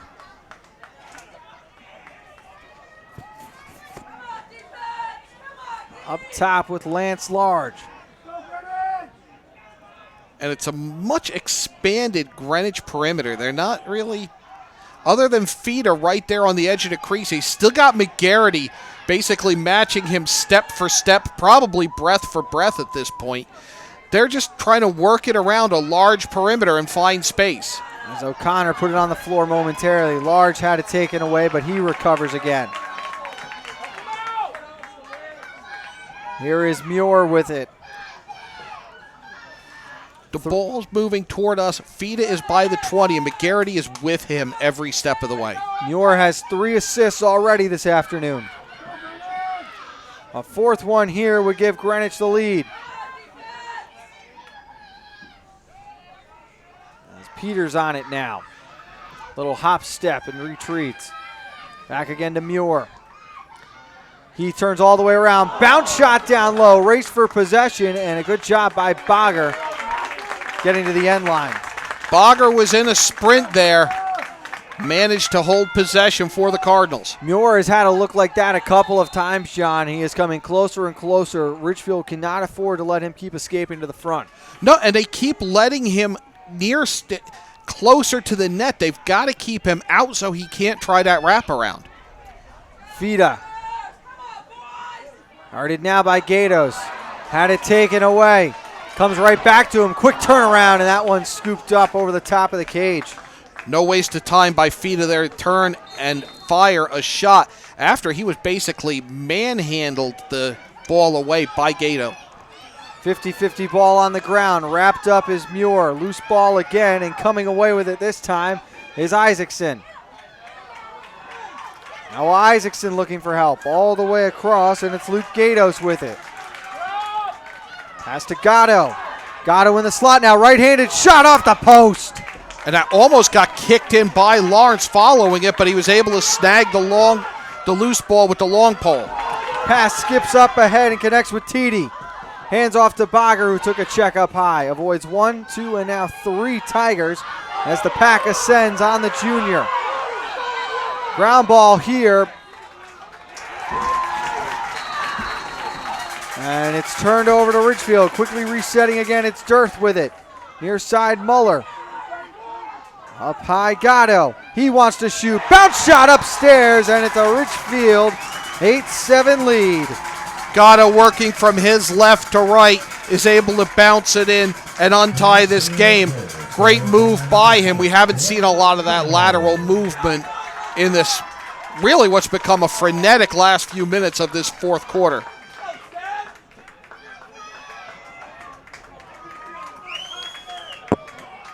And Kev, it almost looked like from where we're standing a little bit of a change up there as Gatto took some off it with that bounce shot.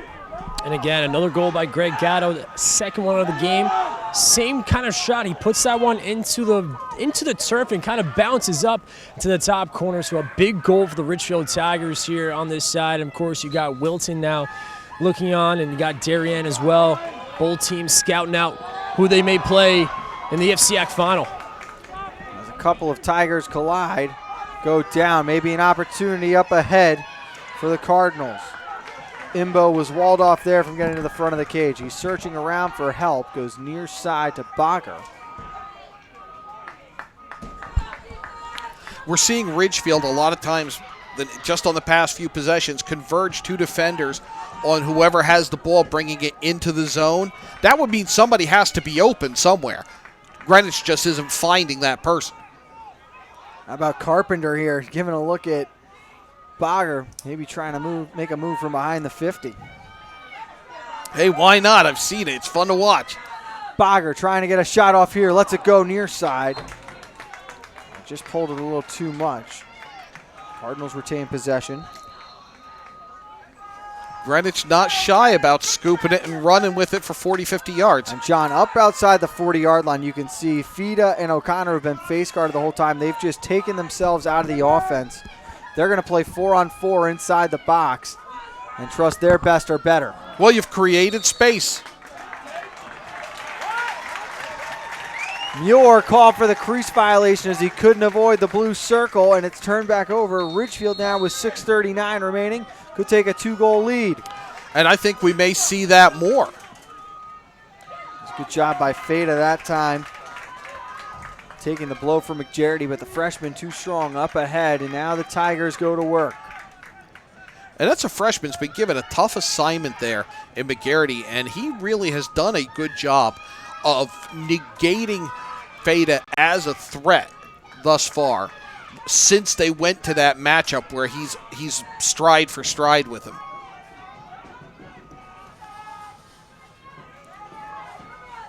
Fowler behind the net. The senior captain has been held scoreless to this point. Would love to get on the board.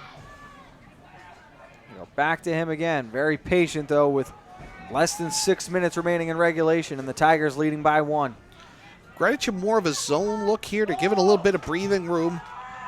They've got Bologna in front guarding the crease, but there's room for Ridgefield to move the ball around and make something happen.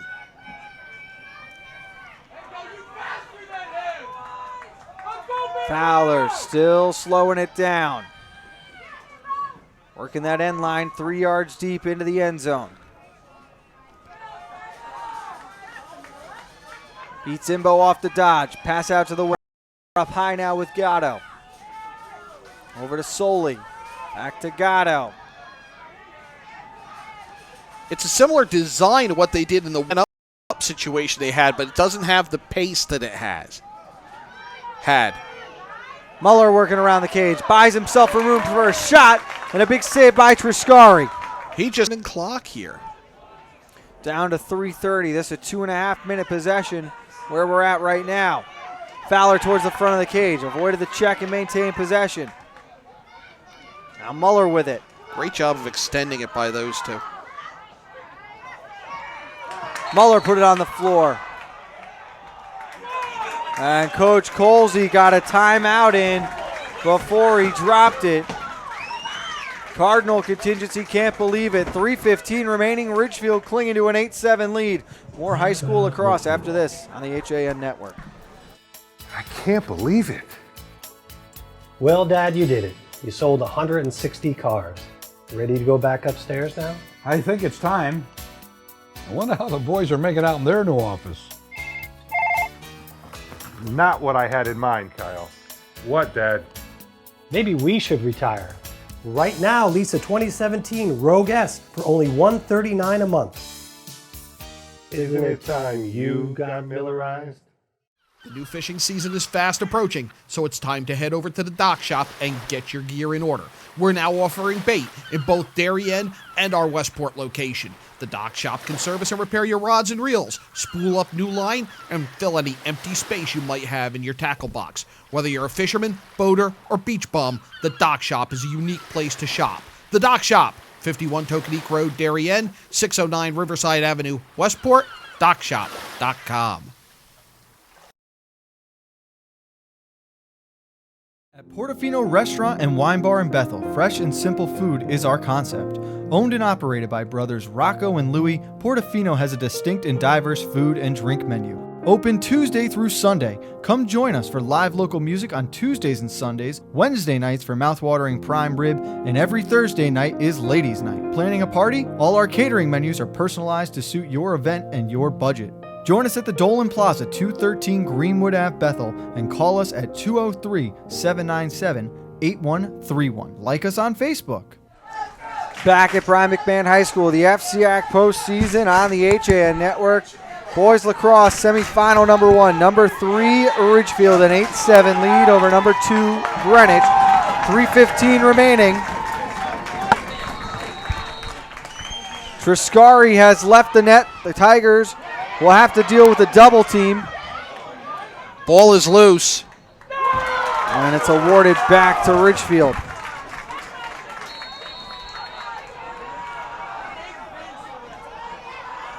Gatto behind the net. Trying to get past Lawrence. He's got a lane towards the front. Pass out there. What a save by Triscari! And he was out of the net. He had just gotten back into the crease when that shot was taken. Tremendous presence to make that save. Coach Lutz got a timeout off before the pass sailed away, but Andrew Triscari keeping the Cardinals in it. 2:46 to go. More FCIAC postseason coming up after this. UK Gourmet is the largest specialty grocer in the area, featuring food from England, Ireland, Scotland, and Wales. Over 80 teas to choose from and a brilliant assortment of biscuits to go with them.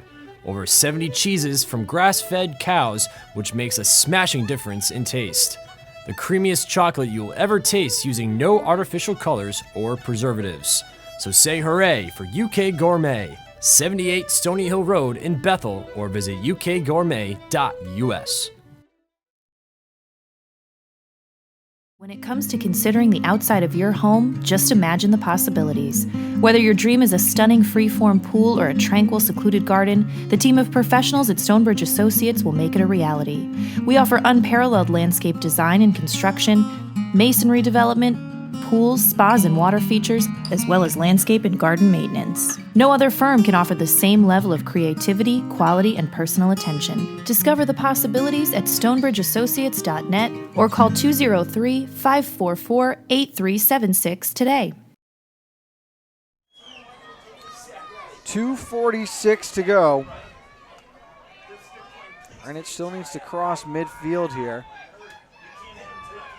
Still can't get over that save by Triscari, who races back into the crease, gets between the pipes, and makes a stop. I don't know how he had the presence to find the ball, having reset his position that quickly. And Kevin, right in front of you, Wes Carpenton just still has his head down a little bit. He cannot believe he didn't finish that one. I mean, the pass was remarkable, but the save was even better. Like, pretty much almost a game-saving change here. Greenwich, a great opportunity to tie things up. There's another save on the opposite end by Parson. Isaacson the rebound. Looking for help, comes right below us to Gatos. 2:10 to go. The Cardinal offense has not scored since the 10-second mark.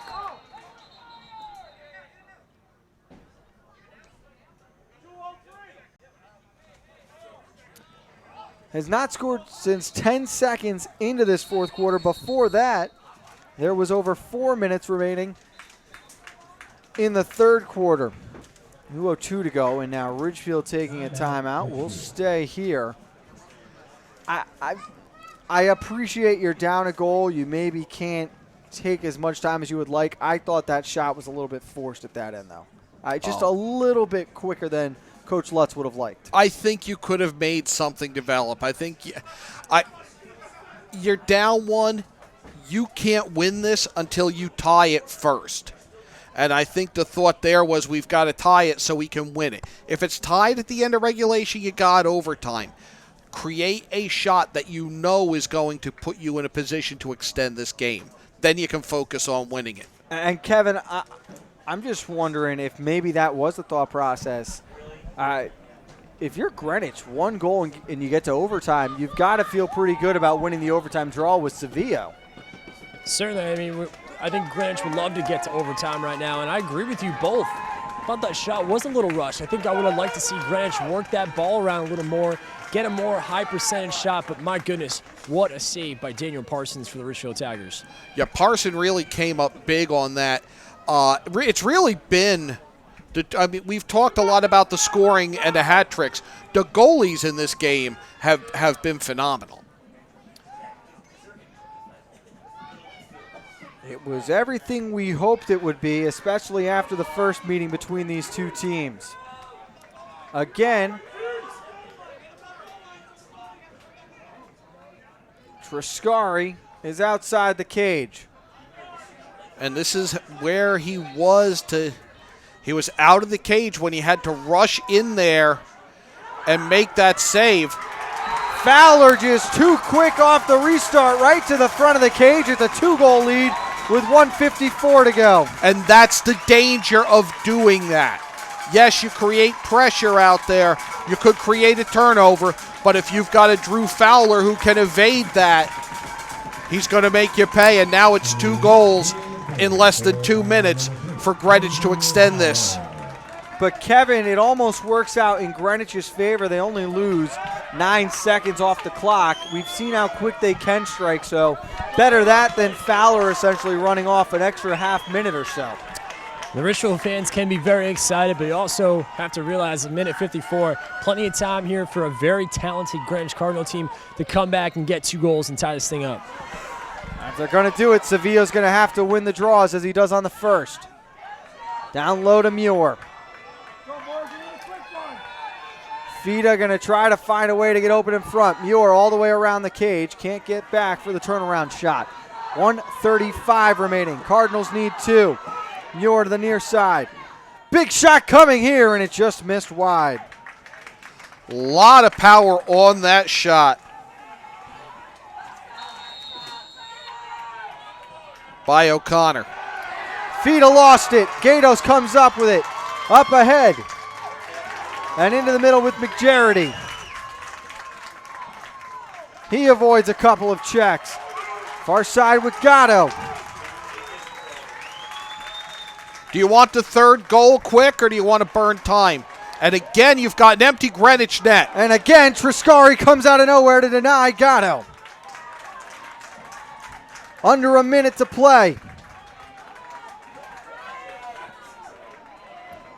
Carpenter trying to go up for Muller. Triscari took it right out of the air. Up ahead for Bologna, and there's Kagan to pick up the loose ball. 42 seconds left, and he goes behind the net to kill more clock.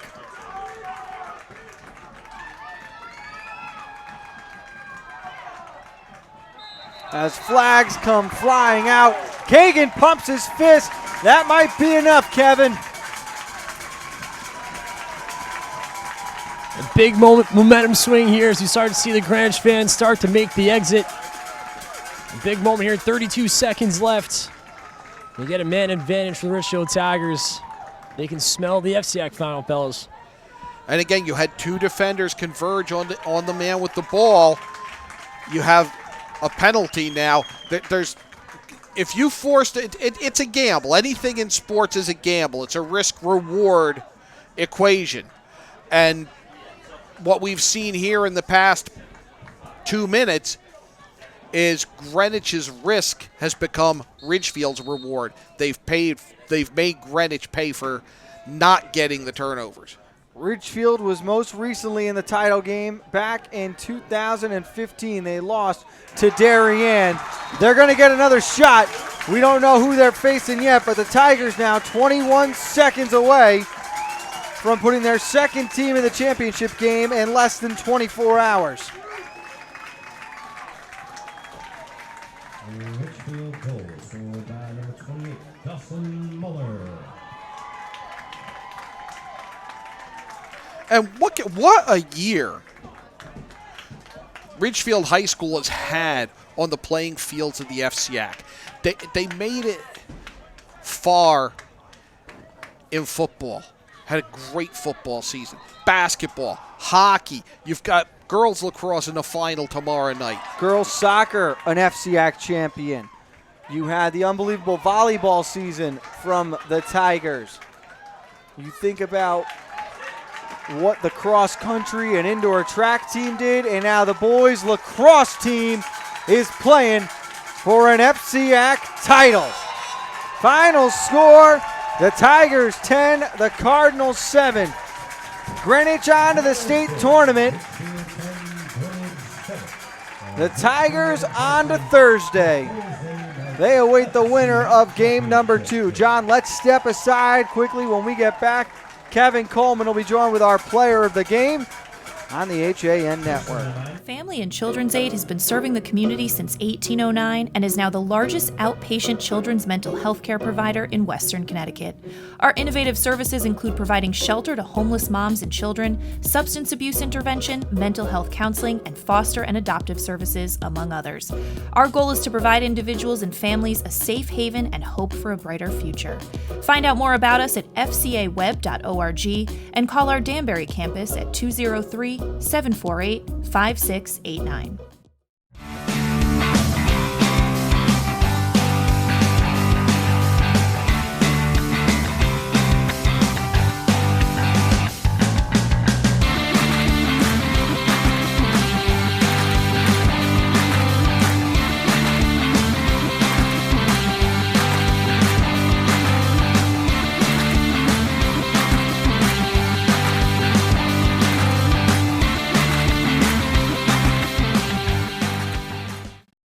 Part of banking well is doing good. That's why, with the support of local community partners, Bankwell has launched the Bankwell Pet Adoption Project to boost awareness about the hundreds of animals in local shelters that need a home. And when you donate to the cause using the Bankwell self-service coin machines, we'll match your donation. For details, visit mybankwell.com/pleaseadoptme. Bank smart, bank local, bank well.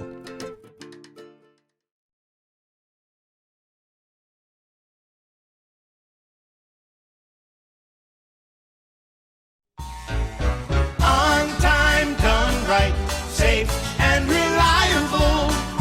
MrHandymanCT.com. Let our satisfied customers tell it. I have called Mr. Handyman for every reason, every occasion, every broken item, every leak. They have bailed me out on many occasions, and I would recommend them to anyone. For any project, large or small. MrHandymanCT.com. Have a sports injury or a slip and fall that needs immediate care? Coastal Ortho Express Urgent Care gives you direct access to an orthopedic specialist fast, without an appointment. Biking, golf, tennis, soccer, whatever the sports injury is, sprain or fracture, Coastal Ortho Express can help. Coastal Ortho Express Urgent Care open Monday through Saturday, now at 3 locations: 131 Kings Highway North in Westport, the iPark Building at 761 Main Avenue, Norwalk, and 36 Old Kings Highway South in Darien. Or go to coastalorthoexpress.com, like them on Facebook. If you're watching this broadcast, you're not alone. The HAN Network is available for 200,000 Connecticut cable customers on the Frontier Network, and we've also reached more than 2 million viewers on our free live streaming sports, news, and entertainment broadcasts. To reach our rapidly growing audience, contact Advertising Director Jessica Murrin at 203-273-7312 or email jessica@han.network. Back on the HAN Network, let's go down field level. Kevin Coleman joined with a couple of the winning players from the Ridgefield Tigers. Kevin. Thank you, Frank. Down here with Reed Kagan and Daniel Parson of the Ridgefield Tigers, who are advancing on to the FCIAC final. Daniel, I'll start with you.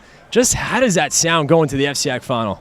It's like a tremendous honor to be playing some of the best teams around, and just so happy for the guys in front of me. Worked hard all year together, and just this is where we want to be, and we made it. But we got one more thing to do. Talk about your performance tonight. I mean, you made some unbelievable saves against a very good Greenwich Cardinal team. Thank you. I mean, guys played really good in front of me in the first half. Let me see some get hot. And then, I bailed them out a couple times. They had my back a bunch, and it was just a great team effort by us. And Reed, I'll ask you, man, it seems like the offense was really clicking in that second half after a little bit of a slow start. Talk about your performance. You had 3 goals on the afternoon. We've kind of been a second half team all year, and first quarter we didn't dig ourselves that much of a hole as we have been in, but I mean, in the third quarter when I had my 3 goals, my teammates just found me really well, and I just was lucky enough to put it in the net, and I can't thank my teammates enough because I wouldn't score as many goals as I do if my teammates didn't feed me. So, talk about the chemistry you have with Weston Carpenter, Drew Fowler, Greg Gatto. What's the chemistry like? This year, something really special about our team is we have just an absurd amount of chemistry, and coach has been harping on it all year, and that's why teams are afraid to play us because we're so tight-knit. It's not one guy that's going to beat you. If someone has an off night, then the other 5 guys are going to step up and bury 3. So I think that's just a great part of our team. And another thing is we have like 5 guys plays attack. So, I mean, we're often mixing and matching, and it just creates a really good environment for all the offensive players. Now, Ridgefield's had an unbelievable year. Talk about what this means going to the FCIAC final again. You guys, plenty of teams have reached the FCIAC final. What does this mean to the community? I mean, it's awesome, but in a sports community such as ours, it's great to get to the final, but we want to be there at the end and the season in a pile, so that's our goal. All right, guys, best of luck in the FCIAC final. All right, good luck. All right, Frank, we'll send it back up to you. Thank you, Kevin. Thank you, Reed. Thank you, Daniel. A big win, John, but they're right. It's just step one. They've got one more game to go. They've got work to do, and it could be a lot of work. It could be work against arguably the best team in the country, a team that hasn't lost in 48 games, the Darien Blue Wave. Arguably the best team in the country, or arguably your biggest rival. We remember what the FCIAC championship was like in basketball. Could we be staring down a repeat in boys lacrosse? The final score in semifinal number 1, a 11-8 victory. Excuse me, 10-7 victory for the Ridgefield Tigers. Would they have to have a 2-point bonus goal? Do a little insult to both goalies there. Ridgefield marching on to the FCIAC championship. They await the winner of number 1 Darien and number 5 Wilton. That game set to start at 7:30. John, Kevin, and I will be back at 7:20 with the pregame show. You've been watching the HAN Network's coverage of the 2017 FCIAC playoffs.